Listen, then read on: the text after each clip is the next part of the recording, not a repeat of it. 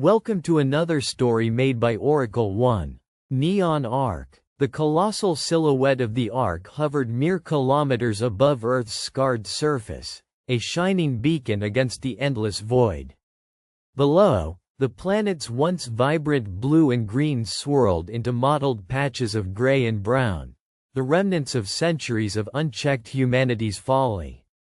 In the vast blackness surrounding the neon-lit ship, stars blinked coldly, distant and indifferent to the plight below. For the thousands gathered inside the Ark, however, this was no indifferent place. This was salvation. The Ark was humanity's last Ark, quite literally, a gleaming spaceship designed to carry Earth's finest minds, strongest bodies, and most creative souls away from their dying home. Its departure marked the beginning of a new chapter.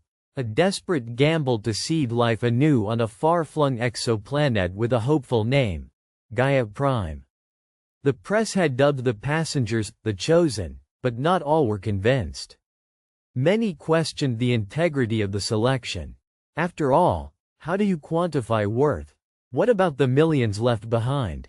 Yet, despite the murmurs, the Ark's countdown ticked relentlessly closer to launch. Inside the vessel, the halls were alive with a strange mixture of nervous anticipation and hollow triumph.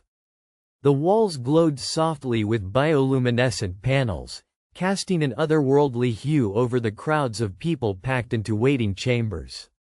Scientists checked their instruments obsessively. Children clung to their parents, uncomprehending but sensing the weight of this moment.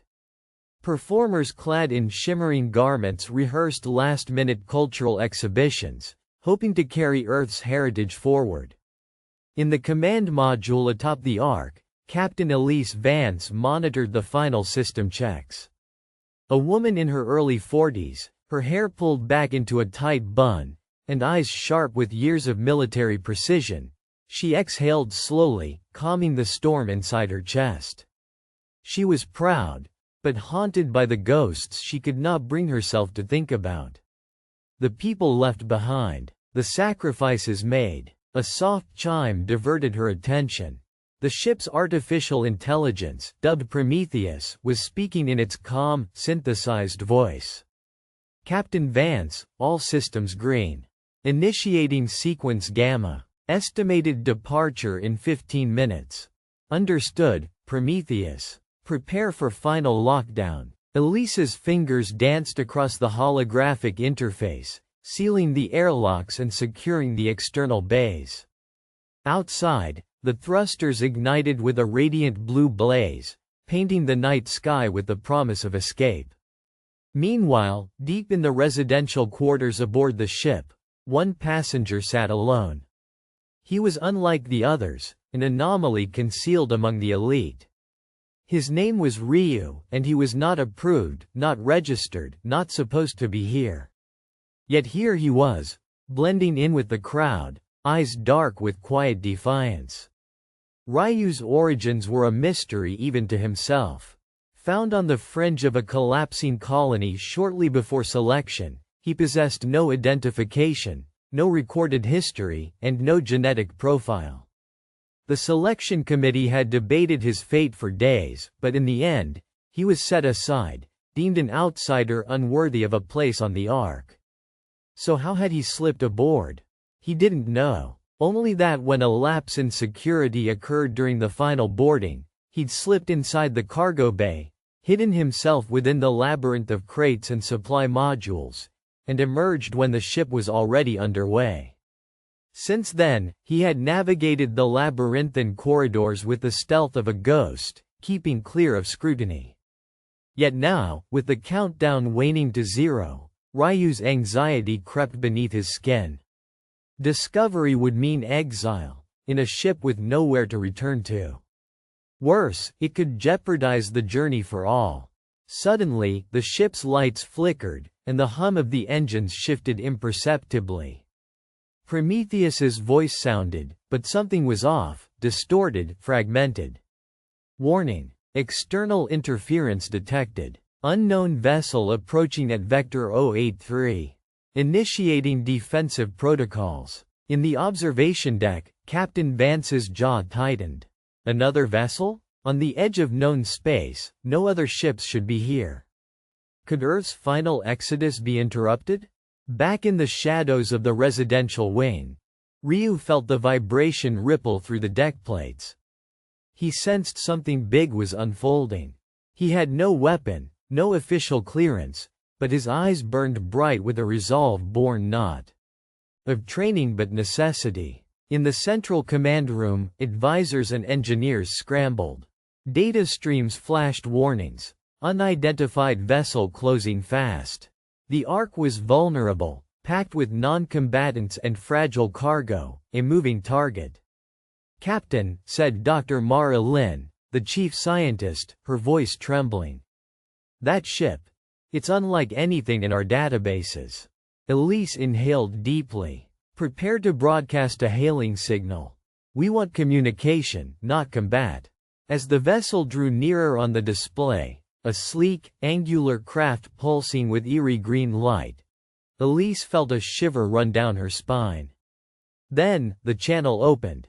In the hollow display appeared a figure, humanoid but distorted, with translucent skin like shimmering crystal and eyes that seemed to flicker with internal stars. The figure's voice resonated, simultaneously melodic and alien. "We have watched your kind, Earth-born, traverse your planet's death. We are the Orans. We offer a choice: the syntax of survival or the descent into oblivion." The room was silent except for the low hum of electronics. Elise rallied her voice. "We are fleeing extinction, seeking a new genesis. We mean no harm." The Oran's gaze seemed to pierce through the interface. "Your presence in this region infringes upon the sacred balance. To proceed is to provoke the collapse of the Neon Arc." Outside, green energy tendrils rippled through space, twisting like serpent ghosts toward the Ark's hull. The ship's shields flared, crackling under the assault. Panic erupted. Crew and passengers alike braced for impact. Ryu's mind raced. He knew what this was, not just an attack but a test. The Orans wielded power, yes, but they also seemed to speak of balance, of stewardship. In that moment, Ryu stepped forward from the shadows into the command room's light. "Wait!" All eyes turned toward him, shock and suspicion mixing in a volatile brew. "I know you don't know me," Ryu said, his voice steady despite the storm. "But there is more at stake than survival. The Orans are right about balance. We can't just run. We must understand." Elise studied the man before her. Ragged, out of place, but fierce and unyielding. The Oran's image traced an elegant curve in space, eyes locking onto Ryu. "Who are you, interloper?" "My past is unrecorded, but my purpose is clear," Ryu said. "I was outcast, but here I stand to say that our future cannot be built on fleeing alone. We must find a way to coexist." A tense moment passed. Then, the Oran stepped back from the channel. "Very well, Earth-born. Show us your intent. Reveal to us your keystone." Inside the ship, Captain Vance turned to Ryu. What did he mean by keystone? Ryu's fingers twitched as a memory surfaced. Fragments of ancient Earth legends, stories of a key that unlocked greater understanding. "The city of Neon Arc was our dream," Ryu said. "But the Arc itself must be more than metal and engines. The key is in our unity, melding our knowledge with respect for the universe. I know how to do this. With your trust, I can help." Elise's skepticism warred with desperation. Could this unknown passenger be the very salvation they needed? The Oran voice returned. "Your response will determine your fate." In the ship's holodeck, Ryu moved with purpose, manipulating data streams and bio-interfaces, weaving together code and ancient principles.